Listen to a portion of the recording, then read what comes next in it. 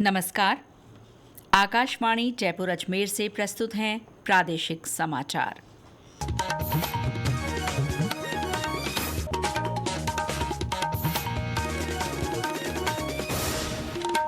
मुख्य समाचार। मुख्यमंत्री भजनलाल शर्मा ने सवाई माधोपुर, करौली और धौलपुर जिलों के भारी बारिश से प्रभावित क्षेत्रों का हवाई सर्वेक्षण किया। ग्रामीणों से बातचीत में हर संभव सहायता का आश्वासन दिया। झारखंड के पूर्व मुख्यमंत्री शिबू सोरेन का निधन। राष्ट्रपति, प्रधानमंत्री सहित अनेक नेताओं ने श्रद्धांजलि दी। प्रदेश की आंगनबाड़ी कार्मिकों को रक्षाबंधन के उपहार के तौर पर 501 रुपए की राशि दी जाएगी। और केंद्रीय मंत्री गजेंद्र सिंह शेखावत ने देशवासियों से हर घर तिरंगा अभियान से जुड़ने का आह्वान किया। समाचारों के साथ मैं शीला चावला और अब समाचार विस्तार से। मुख्यमंत्री भजनलाल शर्मा ने अतिवृष्टि प्रभावित सवाई माधोपुर, धौलपुर, करौली जिलों का आज हवाई सर्वेक्षण किया और जल भराव की स्थिति का जायजा लिया। इस दौरान आपदा प्रबंधन मंत्री डॉक्टर किरोड़ी लाल मीणा भी उनके साथ मौजूद रहे।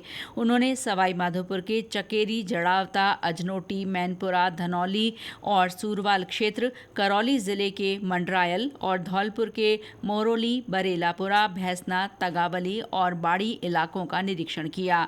उन्होंने भारी बारिश से उत्पन्न स्थितियों को देखते हुए अधिकारियों को जल्द से जल्द प्रभावितों को सहायता पहुंचाने के निर्देश दिए। मुख्यमंत्री ने चकचैनपुरा स्थित हवाई पट्टी पर जनसंवाद कर लोगों की समस्याएं सुनी। श्री शर्मा ने प्रभावितों को हर संभव मदद देने का आश्वासन दिया।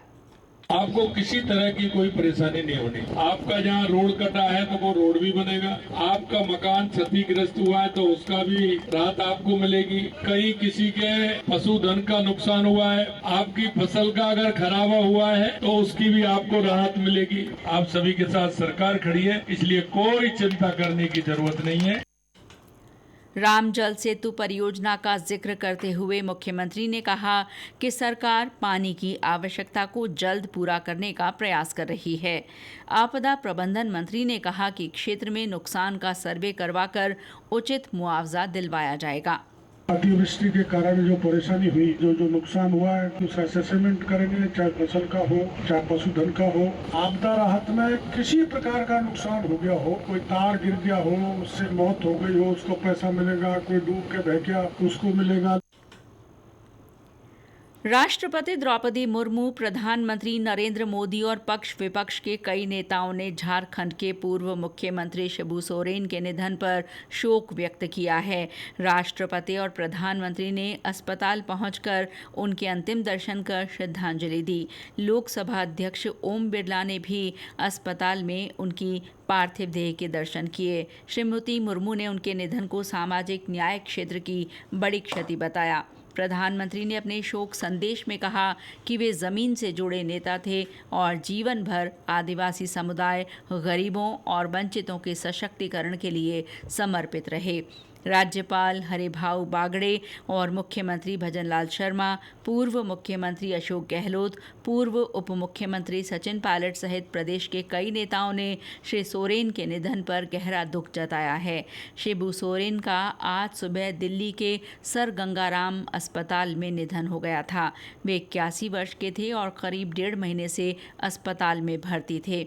बिहार के हजारीबाग में जन्मे श्री सोरेन को देशोम गुरु और गुरु जी के नाम से भी जाना जाता था। वे लगातार कई बार सांसद चुने गए। बिहार से अलग राज्य झारखंड बनाने के आंदोलन में भी उनकी निर्णायक भूमिका रही। प्रदेश में मौसमी बीमारियों की रोकथाम और जागरूकता के लिए स्वास्थ्य दल आपके द्वार अभियान शुरू किया गया है। इसके तहत स्वास्थ्य विभाग की टीमें घर घर जाकर सर्वे करेंगी।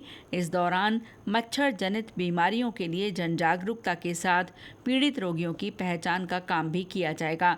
चिकित्सा विभाग की उपनिदेशक डॉक्टर निर्मला शर्मा ने आकाशवाणी से बातचीत में बताया कि सर्वे के दौरान आशा सहयोगिनियां और CHO भाग ले रहे हैं।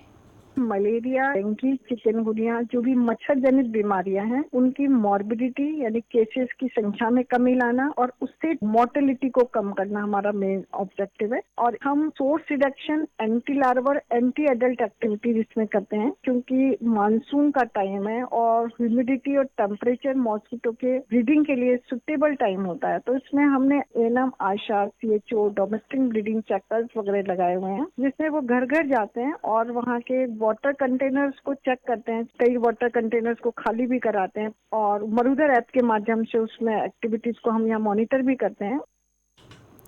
प्रदेश के सभी मेडिकल कॉलेजों में अंगदान और प्रत्यारोपण की सुविधा शुरू करने के प्रयास किए जाएंगे। चिकित्सा शिक्षा सचिव अमरीश कुमार ने बताया कि इससे ज्यादा से ज्यादा लोगों का जीवन बचाया जा सकेगा। श्री कुमार अंगदान दिवस के उपलक्ष्य में आज जयपुर के SMS मेडिकल कॉलेज सभागार में आयोजित जागरूकता कार्यक्रम में बोल रहे थे। उन्होंने कहा कि हर साल प्रदेश में करीब 10,000 मौतें सड़क हादसों में होती हैं। इनमें से करीब 10% ब्रेन डेड व्यक्तियों के अंगदान से अनेक रोगियों को नया जीवन मिल सकता है। शिक्षा सचिव ने कहा कि असंतुलित जीवन शैली, दुर्घटना और जेनेटिक कारणों से अंग प्रत्यारोपण की जरूरत पड़ रही है। ऐसे में स्वस्थ जीवन शैली और संतुलित खान पान अपनाना जरूरी है। इस अवसर पर अंगदान के क्षेत्र में काम कर रही संस्थाओं और अंगदाताओं के परिजनों को सम्मानित किया गया। सिरोही जिले के पिंडवाड़ा में आज एक निर्माणाधीन मकान की दीवार ढहने से 3 मजदूरों की मलबे में दबने से मौके पर ही मृत्यु हो गई। हादसे में गंभीर रूप से घायल 5 अन्य श्रमिकों को आबू रोड के अस्पताल में भर्ती कराया गया है। पिंडवाड़ा के पुलिस उपाधीक्षक भंवरलाल चौधरी ने बताया कि हादसा रोहिड़ा क्षेत्र के भारजा गांव में हुआ, जहां निर्माण कार्य में लगे 8 श्रमिक मलबे में दब गए। हादसे की सूचना मिलते ही जिला कलेक्टर अल्पा चौधरी ने मौके पर पहुंचकर तुरंत बचाव कार्य शुरू करवाया। ये समाचार आकाशवाणी जयपुर अजमेर से प्रसारित किए जा रहे हैं। प्रादेशिक समाचार बुलेटिन आप हमारे x handle @AIR News_Jaipur, YouTube channel Rajasthan AIR news और फेसबुक AIR न्यूज़ राजस्थान पर भी सुन सकते हैं। प्रदेश में कल बहनों का सुरक्षा सम्मान पर्व मनाया जाएगा। महिला और बाल विकास विभाग के शासन सचिव महेंद्र सोनी ने बताया कि रक्षाबंधन पर्व के उपलक्ष्य में ये आयोजन किया जा रहा है।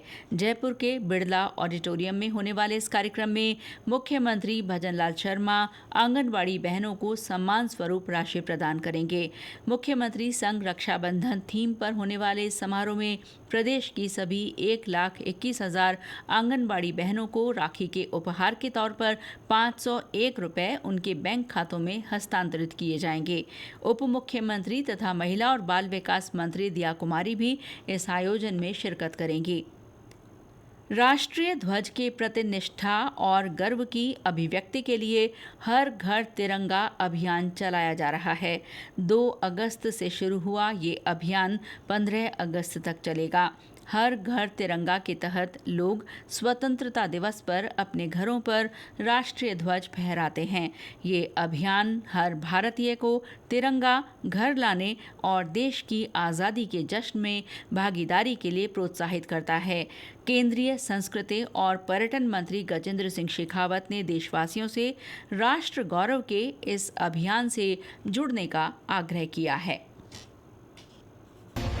पिछले वर्षों की भांति इस वर्ष भी हम भारत के स्वतंत्रता दिवस पर अपने घर पर, अपने प्रतिष्ठान पर सम्मान के साथ में तिरंगा लहराएं। मैं आप सब से आग्रह करता हूं कि जो लोग इसमें वॉलंटियर की तरह काम करना चाहते हैं, जो इसमें साथ जुड़ना चाहते हैं, वो सब लोग भी जुटें, लोगों को प्रेरित करें, अपने कर्म क्षेत्र में, अपने परिवेश में, अपने आस पड़ोस में लोगों को प्रेरित करें।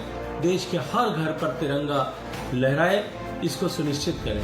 मैं युवा साथियों से अपील करता हूं कि आप सब लोग भी इसमें जुटें और ये सुनिश्चित करें कि हमारे परिवेश में, हमारे पड़ोस में कहीं कोई भी घर, कोई भी छत तिरंगे के बिना सूनी न रह जाए। बहुत सारा धन्यवाद। सावन के पवित्र महीने का आज चौथा और अंतिम सोमवार है।